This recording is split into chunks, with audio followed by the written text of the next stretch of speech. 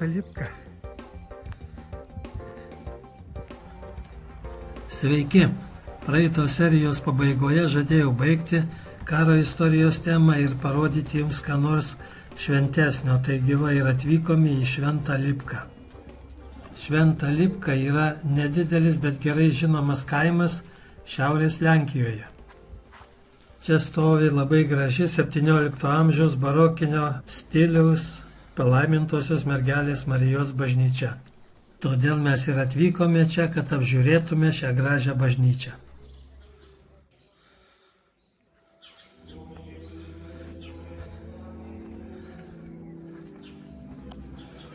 Pirmiausiai mes apėjome aplink bažnyčią arkomis dengtais koridoriais, kolonadomis, kurių kampuose buvo aukšti skliautai išpiešti gražiomis freskomis. Iš kur kilęs pavadinimas Šventoji Lipka? Lipka lenkiškai reiškia liepa. O šis kaimas Lipka pavadintas todėl, kad nusikaltėlis vieną kartą laukė mirties bausmės pilyje, jis meldėsi šventai mergeliai Marijai, kad šioji padėtų įsigelbėti. Ir naktį jam pasirodė švenčiausioji mergelė Marija, paliko medienos gabalą ir kaltą, sakydama, kad jis nukaltų jos atvaizdą ir parodytų teisėjui teismo metu.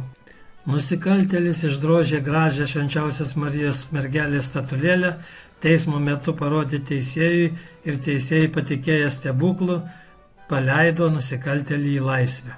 Atgavęs laisvę, dėkingas vyras statulėlę įkėlė į pirmą liepą pasitaikiusią kelyje ir netrukus ši liepa ir ši vietovė pagarsėjo kaip stebuklinga, nes žmonės net 2 kartus buvo perkelę statulėlę į bažnyčią Kedžinę, tačiau ši statulėlė stebuklingų būdų vėl atsirasdavo toje liepoje ir todėl ši vieta buvo pradėta laikyti stebuklinga, šioje vietoje buvo pastatyta koplyčia, vėliau buvo pastatyta bažnyčia.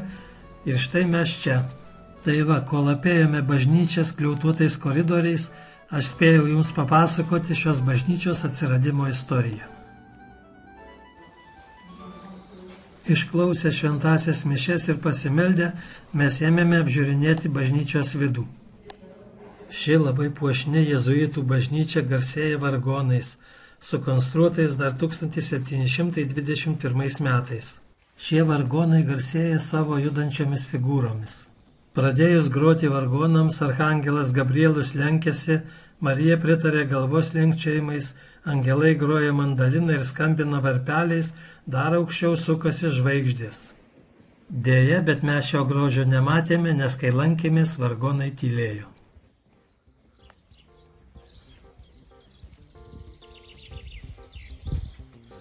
Tai va, grįžinėjame į Šventą Lipką, barokinio ansamblio šventyklas ir einam pro kapus. Noriu pafilmuoti kapelius, kaip lenkai sutvarkė gražiai.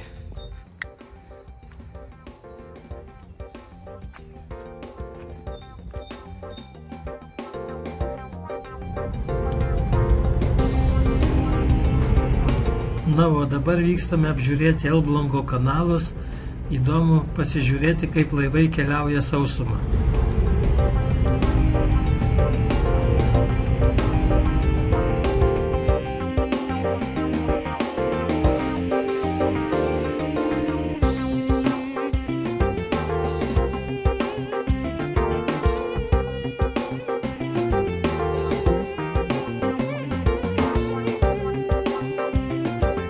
Na štai mes ir atvykome prie Elblongo kanalo. Šiuo vardu jis pavadintas dėl šalia esančio antro pagal dydį Varmijos Mazurijos miesto Elblongo.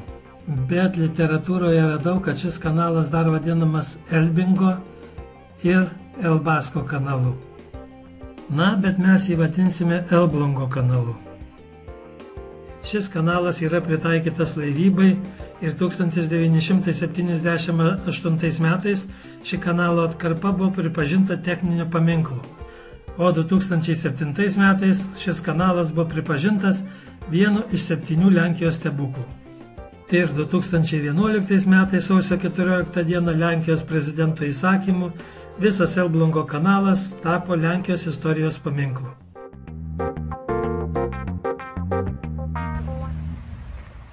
Jo, Gerai, šaunu. Aš tau sakau, tikrai. Tvarka. Eisim raudonų serbentų valgyti. Nešamis viską. A?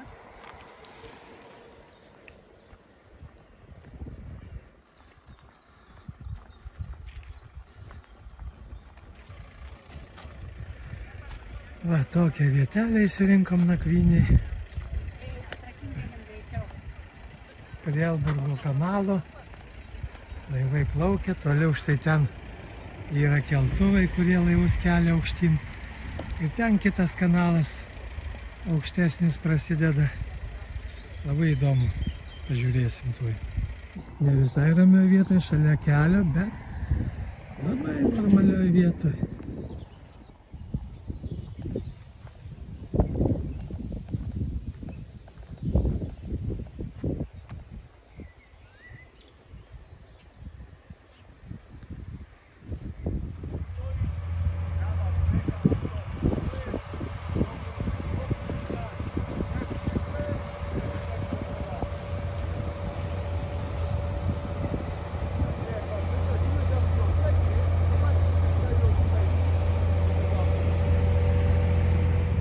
Štai ir atplaukė pirmas laivas.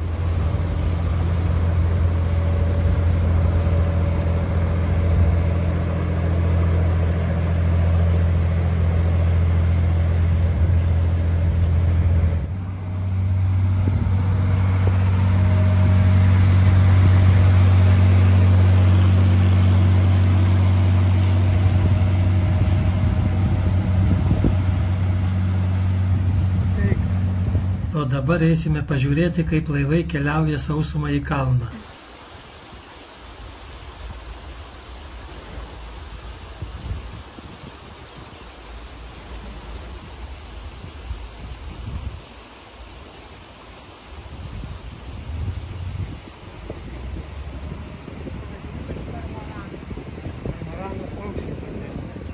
Pirmiausiai laivas atplaukė į tą vietą, kur po vandenį yra panardintas specialus vagonėlis, ten prisišvartuoja ir specialiais trosais traukiamas vagonėlis pradeda riedėti į kalną aukštyn kartu su laivu.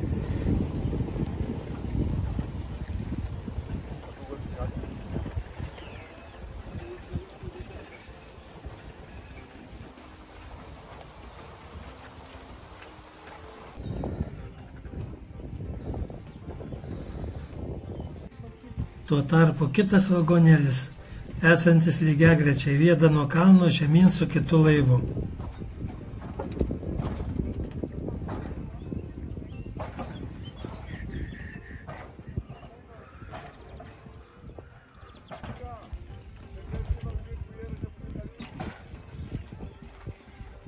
Pusiaukelėje jie prasilenkia.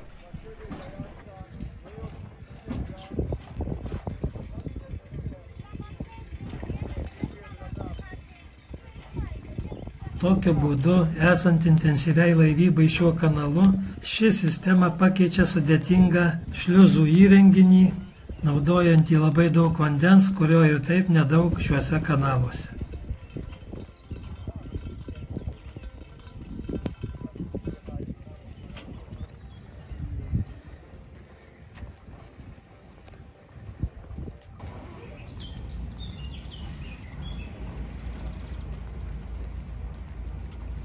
Na štai laivas įkeltas į keliasdešimt metrų kalną, pasiekė aukštutinį kanalą ir išplaukė toliau. Viskas plaukia.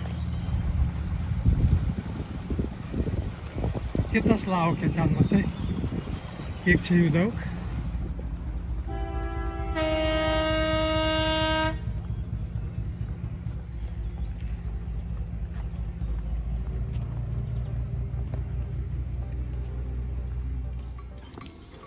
Na, o mes pasigrožėję vienu iš 7 Lenkijos stebuklų grįžtame atgal.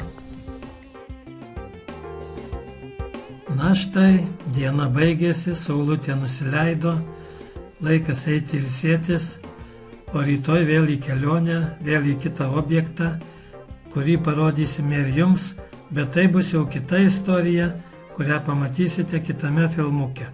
Iki.